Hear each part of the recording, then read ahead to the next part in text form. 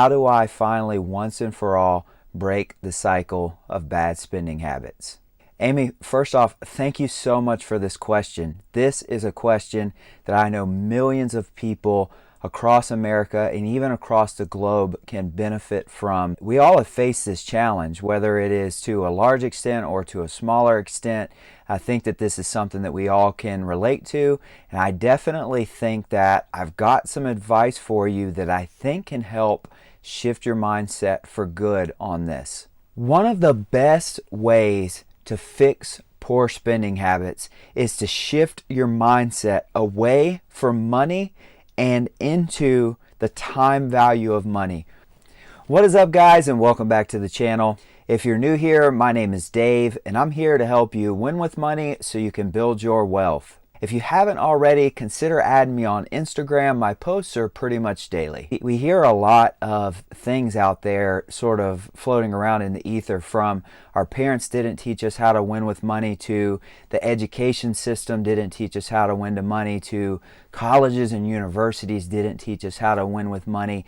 And so you hear this sort of blame game. And what ends up happening is folks just sort of neglect taking responsibility for actually learning. They just sort of get stagnant in their approach, and they just sort of accept that maybe their parents' habits, or whether even it's consciously or unconsciously, they've picked up their family's habits or their parents' habits or their friends' habits, and they just do these things and spend money the way that they do due to the fact that they just think that that's normal. And so the thing that I can tell you with certainty is that I've been on both sides of the spectrum. I was born in, I would say, a very underprivileged area, and I was very successful as a banker, built my career up to earning over six figures after earning several promotions, after really starting from the bottom.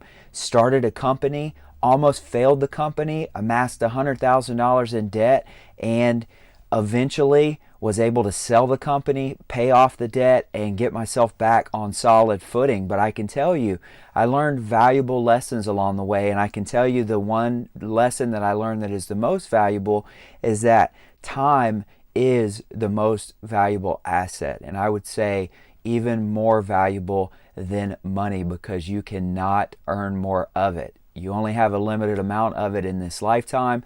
And so that really, I think, is the key to keep in mind here if you really want to change your situation. Time is more valuable than money, in that we all as humans recognize that we only have a limited amount of time on this earth.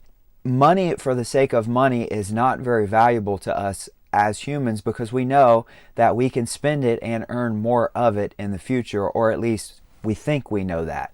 And so intuitively speaking, the best way to shift your poor spending habits is to reframe the way you look at money, and to think about every dollar that you spend in essence of how much time it takes away from your life, because you cannot get that time back.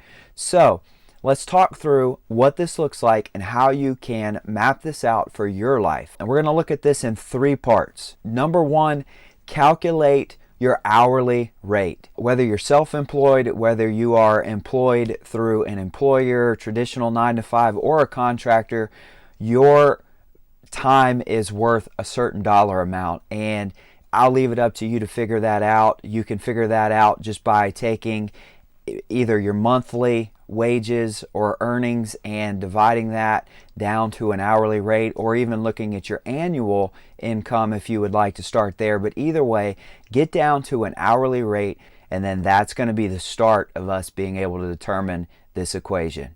Number two, when you're looking at purchasing something, divide the cost of the thing by your hourly rate.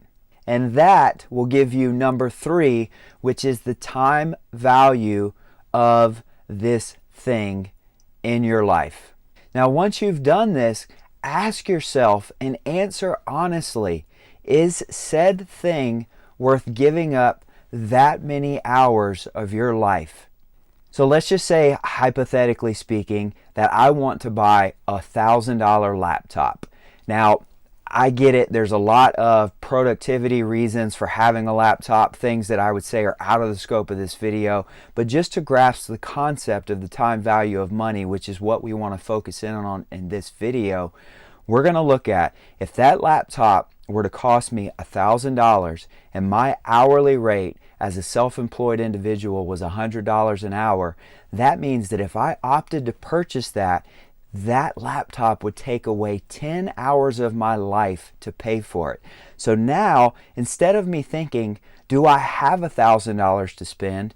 I am thinking, am I willing to give up 10 hours of my life for this laptop?